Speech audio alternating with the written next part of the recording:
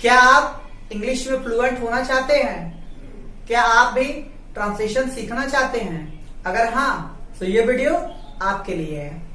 Friends, अगर आपने अभी तक मेरे चैनल को सब्सक्राइब नहीं किया तो प्लीज सब्सक्राइब कर लीजिए और सब्सक्राइब के बगल में बेल आइकन को जरूर प्रेस कीजिएगा, जिससे हमारी आने वाली हर वीडियो की नोटिफिकेशन आपको इजीली मिलती रहे।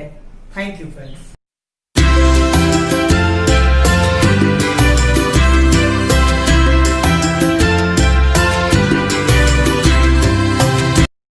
Hi, I'm Mahesh.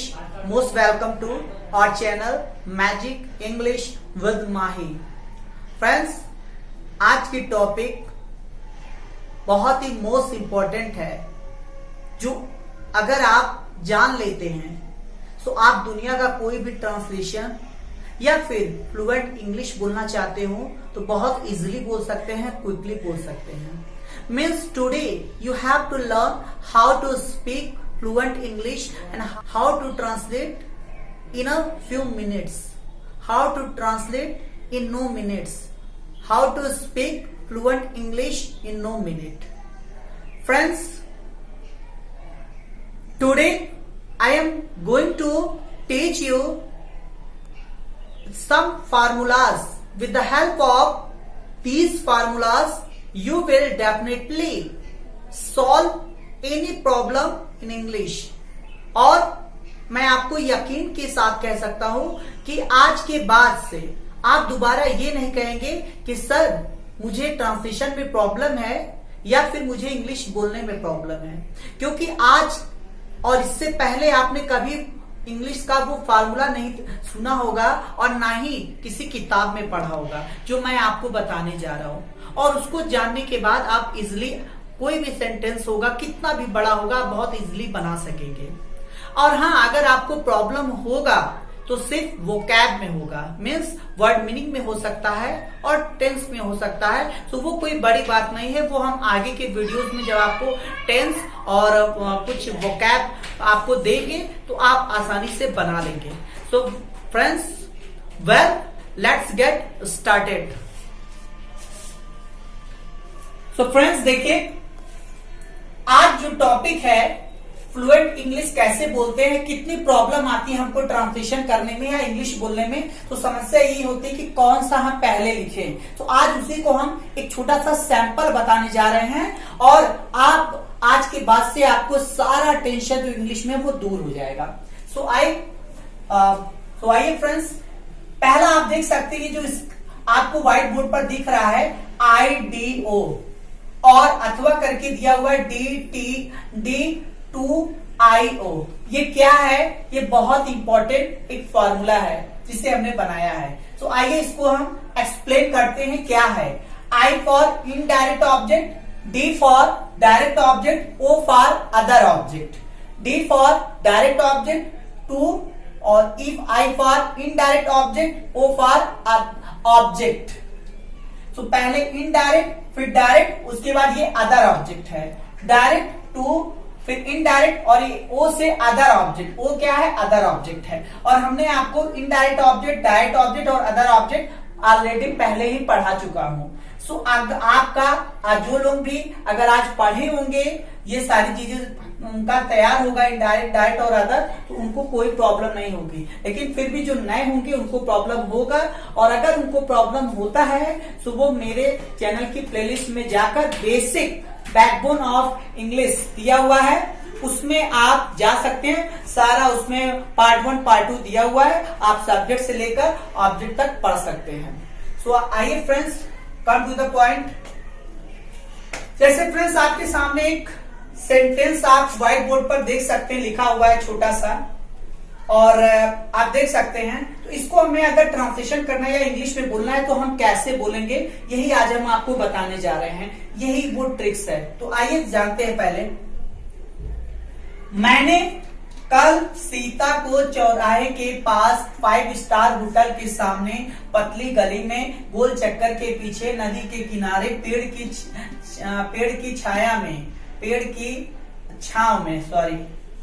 की छांव में एक नाव पर एक पेन दिया।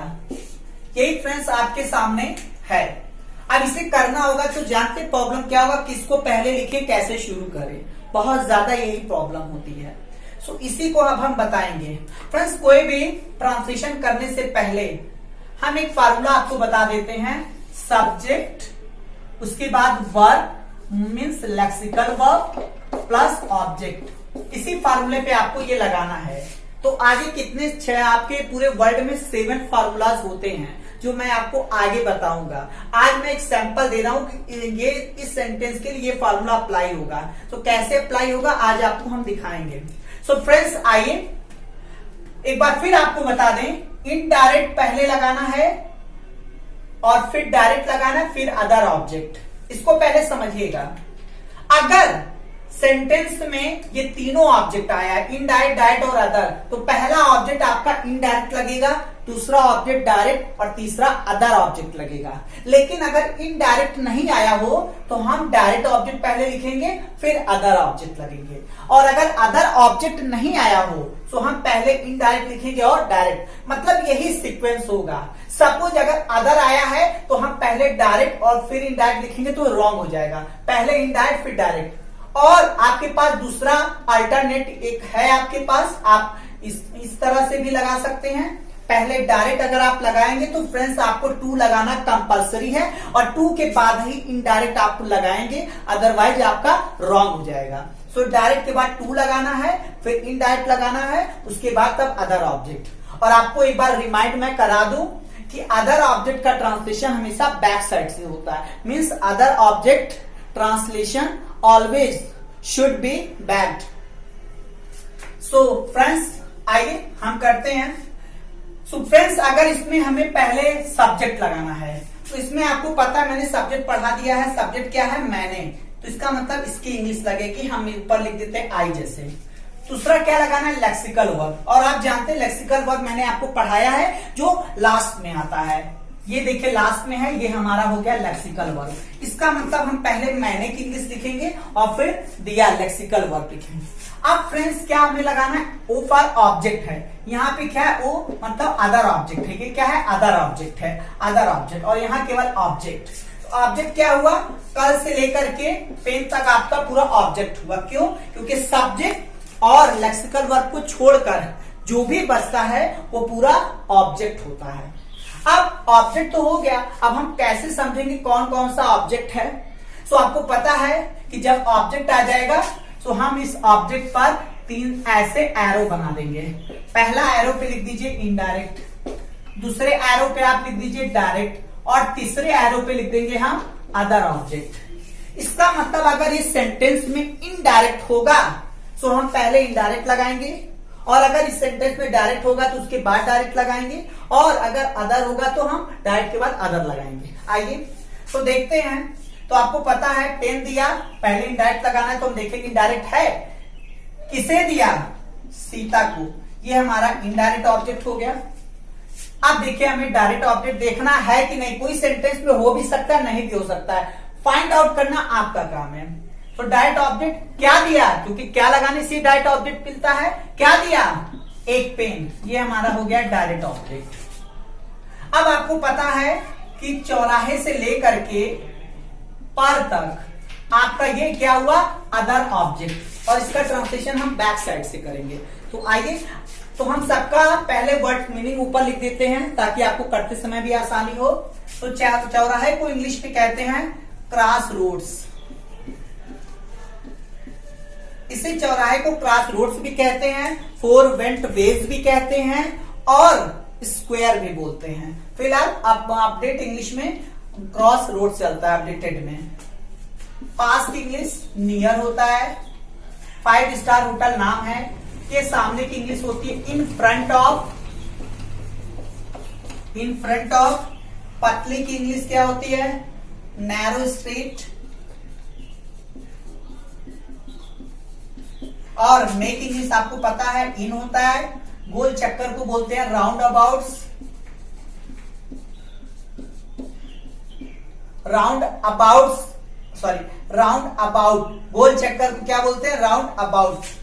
और के पीछे को पूरी इंग्लिश बोलते हैं बिहाइंड। और नदी का इंग्लिश आप जानते हैं रिवर होता है, और किनारे की इंग्लिश क्या होती है, बैंक होता है, और किनारे मतलब किनारे पर है यहाँ पे, तो यहाँ पर ऑन लगा देंगे। अब पेड़ को इंग्लिश में आप जानते हैं ट्री होता है, और की इंग्लिश ऑफ होता है, छांव की इंग्लिश क्या हो जाएगा, यहाँ पर शेडो हो जाएगा, शेडो। मेक इंग्लिश क्या हो जाएगी, अंडर होगा यहाँ पर फ्रेंड्स, इन नहीं होगा। आगे बताएंगे ऐसा क्यों, क्योंकि रीजन है, आगे जब पढ़ेंगे क्लियर हो जाएगा। इस समय आप समझिए मे को अंडर बोलना है। एक इंग्लिश आपको पता ए हो गया, नाव को बोलते हैं बोट,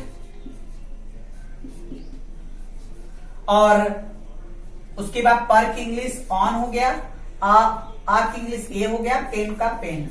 अब फ्रेंड्स आपके सामने सारे वर्ड्स मीनिंग दिए हुए हैं। अब देखिए कितना इजीली ट्रांसलेशन होता है और हम कैसे बोलेंगे भी। तो सबसे पहले सब्जेक्ट लगाना है। सब्जेक्ट यहां पर मैंने हो गया तो हमने आई लिख दिया। अब हमको क्या लगाना है, लेक्सिकल वर्ब, और इसकी इंग्लिश क्या होती है, गेव, क्योंकि ये पास्ट इंडेफिनिट टेंस है इसलिए गेव लगेगा, आई गेव। अब उसके बाद हमें क्या लगाना है, ऑब्जेक्ट। ऑब्जेक्ट में क्या लगाना है, पहला इनडायरेक्ट ऑब्जेक्ट। तो इनडायरेक्ट इसमें कौन है, सीता को, आई गेव सीता। फिर हमें क्या लगाना है, डायरेक्ट ऑब्जेक्ट। डायरेक्ट ऑब्जेक्ट कौन है, एक pen, I gave Sita a pen. अब क्या लगाना है, अदर ऑब्जेक्ट। अदर ऑब्जेक्ट मतलब बैक साइड से करना है। तो बैक पे एक पेन के पहले क्या आ रहा है, पर की इंग्लिश क्या हो जाएगा, ऑन। अब ऑन के बाद क्या आ रहा है, नाव। नाव को बोलेंगे द लगा दीजिएगा, क्योंकि लगता है आप यहाँ पे द लगा देंगे, ऑन द बोट। उसके बाद ठीक है, अब यहाँ देखिए एक नाव लिखा है तो यहाँ पे ऑन अ बोट कर देंगे आप, ऑन अ बोट। एक लिखा हुआ है तो ऑन अ बोट, अगर एक नहीं होता द लगा, on a boat. Make English क्या हो जाएगा, अंडर। देखिए एकदम बैक। छांव की इंग्लिश क्या हो जाएगा, द शेडो। द आप लगा देंगे, आर्टिकल होता है, हम आपको आगे बताएंगे। Under the shadow. की इंग्लिश क्या हो जाएगा, ऑफ। और ट्री, ट्री के पहले भी द लगा दीजिए आप, और under the shadow of the tree, यहां हो गया। अब हम क्या करेंगे, पर की इंग्लिश ऑन।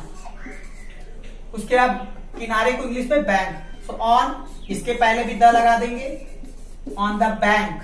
के लिए ऑफ, के किनारे, ऑन द बैंक ऑफ। नदी का इंग्लिश द रिवर, और पीछे की इंग्लिश क्या हो जाएगा, बिहाइंड। बिहाइंड पीछे हो जाएगा। और गोल चक्कर का इंग्लिश क्या होता है, हमने बताया राउंड अबाउट, तो यहां लिख देंगे राउंड अबाउट। और मे के लिए यहां पर इन, और पतली गली एक साथ में लिखेंगे क्योंकि एक पेयर है, तो इन अ नैरो स्ट्रीट, ये लगा दीजिए, मतलब एक पतली गली है, नैरो स्ट्रीट। फिर देखिए इसके पहले क्या आ रहा है, सामने के, सामने की इंग्लिश क्या होगी, इन front of, in front of. अब उसके बाद क्या आ रहा है, 5 स्टार होटल, एक साथ में आ रहा है, पूरा लिख दीजिए, इन front of 5 star hotel.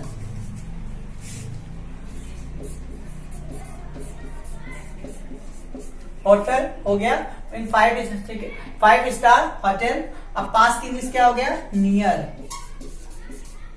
Friends थोड़ा चल नहीं रहा है पर हम बोल दे रहे हैं नियर, नियर। अब क्या बच रहा है, चौराहा, और इसकी इंग्लिश क्या होगी, क्रॉस रोड्स। आप द लगा दीजिए, near the cross roads, cross roads. कल बच रहा है आपके पास यस्टरडे। तो फ्रेंड्स आपका सेंटेंस देखिए हो गया, I gave Sita a pen on a boat under the shadow of the tree on the bank of the river behind round about in a narrow street in front of 5 star hotel near the cross roads yesterday. Why yesterday. Friends देखिए कितना easily translation हो गया। पर अब आपके mind में एक question जरूर अराइज हो रहा होगा, क्या हमको इतना ध्यान देना होगा कौन किसके पीछे है जब आप इंग्लिश बोले? यही प्रॉब्लम होगा क्या? हमें इतना सोचना होगा जब हम इंग्लिश में बोल रहे हैं तो हमको ध्यान देना होगा कि कौन किसके पीछे है, कौन सा ऑब्जेक्ट पहले है, तो आपको लगेगा कि प्रॉब्लम हो रहा है। तो friends no problem, no tension, बिल्कुल नहीं, क्योंकि हमने कहा इंग्लिश बोलना एक लैंग्वेज, एक भाषा है और राइटिंग एक ग्रामर है। सो ये आपको राइटिंग में भी काम करेगा और इंग्लिश स्पोकन में भी काम करेगा। लेकिन इंग्लिश स्पोकन जल्दी बोलना है तो उसके लिए भी बहुत ही इजी कुछ टिप्स है जो आपको देखना है। क्या करना है? कुछ नहीं फ्रेंड्स, इसको आप देख रहे हैं, आप कहीं से भी जो आपके माइंड में आ रहा हो, कोई भी शब्द पहले जो आपके माइंड में आ रहा है उसी को आप बोल दीजिए। शुरुआत कहीं से कर दीजिए। जैसे हम यस्टरडे बोल दीजिए, कोई दिक्कत नहीं है। Yesterday near the cross roads, उसके बाद near the cross roads, in front of 5 star hotel, in a narrow street, behind round about, under the shadow of the tree, on the bank of the river, I gave Sita a pen on a boat. No problem. अब problem क्या है कि आप जब भी कहीं से कोई भी वर्ड्स उठा रहे जो आपको पहले आपके मुंह से जो पहले निकले उसी को आप बोलिए। बस ध्यान ये देना है कि जो जो प्रेपोजिशन लगा हुआ है वहां से उसका भाग लीजिए। जैसे क्रॉस रोड नियर है तो ये एक बार में बोला जाएगा। अगर गलत कब होगा? जब आप ऐसे बोल देंगे द क्रॉस रोड्स ऑन, या अंडर लगा दीजिए, ऑफ लगा दीजिए, ये फिर यस ये लगा दीजिए, ऑन लगा दीजिए, तो रॉन्ग हो जाएगा। इसके साथ ये आया है तो आप इंग्लिश में जब आप बात करते हैं तो नियर द क्रॉस रोड, ताकि सामने वाला तुरंत समझ जाएगा अच्छा क्रॉस रोड के पास, मतलब चौराहे के पास। लेकिन आप क्रॉस रोड के पहले अगर आप लगा दीजिए बिहाइंड तो गलत हो जाएगा। अगर आप क्रॉस रोड और बिहाइंड क्रॉस रोड बोलेंगे तो पीछे हो जाएगा। इसलिए आपको ये ध्यान देना है कि जितने भी ये प्रेपोजिशन बोले जाते हैं इनके साथ आप बोलिए। Sir near the cross road उठा लीजिए, या फिर आप देख सकते हैं ऑन अ बोट, आप इसको बोल दीजिए, ऑन अ बोट बोल दीजिए, क्लियर है, सही है। या फिर under the shadow of the tree, या फिर on the bank of the river. ये सब पूरा एक साथ आपको बोलना है, तब आपका सेंटेंस इजिली आप बोल पाएंगे और करेक्ट हो जाएगा। रॉन्ग तभी होगा जब आप ऑन बोले, ऑन के बाद लगा दे यस्टरडे, गलत हो जाएगा क्योंकि मीनिंग ही नहीं निकल पाएगा। आप खुद सोचिए, on yesterday cross road street pen Sita, खुद ही गलत हो गया। सो आपको कहीं से बोलिए, जैसे आप कहीं से भी बोल दीजिए। हमने कहा under the shadow of the tree, on a bank of the river, near the cross roads, in a narrow street, in front of 5-star hotel, yesterday I gave Sita a pen. Correct है। So friends कहीं से भी आप उठा लीजिए, जितने भी ये बस याद रहे ये पेयर एक साथ में आने चाहिए। नियर लगा है, जो वर्ड्स बोले इसके पहले नियर ऑफ ऐसा कुछ लगा तो नहीं है, अगर लगा है तो उसके साथ बोलिएगा, अदरवाइज गलत हो जाएगा। सो आप जब इंग्लिश बोले कहीं से भी जो भी वर्ड्स आपके पहले आ जाए जुबान पे आप बोल दीजिए। और फ्रेंड्स एक और एग्जाम्पल आपको दिखा देते हैं। मैं पिताजी के साथ घूमने दिल्ली जाऊंगा। सो देखिए जैसे इसको हमें करना है वही करना है, पहले सब्जेक्ट लगाना है। सब्जेक्ट कौन हो गया? आई।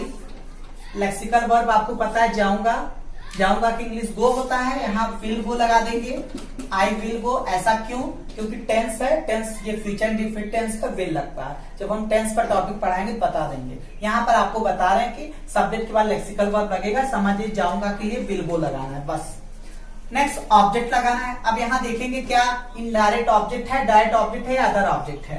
क्या जाऊंगा? कोई जवाब नहीं, डायरेक्ट ऑब्जेक्ट नहीं है। किसे जाऊंगा? कोई जवाब नहीं, इसमें डायरेक्ट ऑब्जेक्ट भी नहीं है। और जब डायरेक्ट नहीं है तो केवल आपके पास क्या है? अदर ऑब्जेक्ट है। और जब अदर ऑब्जेक्ट है इसका मतलब ये पूरा हमारा अदर ऑब्जेक्ट हो गया, और अदर ऑब्जेक्ट में बैक साइड से, तो इसका मतलब दिल्ली हो जाएगा। दिल्ली का हो जाएगा टू दिल्ली, टू लगाएंगे क्योंकि डायरेक्शन बताने के लिए टू लगता है। और यहाँ पे देखिए ना नहीं आ रहा है तो इसके लिए भी टू लगाते हैं। टू घूमने की इंग्लिश हो गया, आप लगा सकते हैं विजिट और वंडर भी। So I will go to Delhi to visit, ठीक है। किसके साथ जाएंगे? विद के साथ। बैक की इंग्लिश हो गया विद माई फादर, अपने के लिए हम माई लगाएंगे, माई फादर।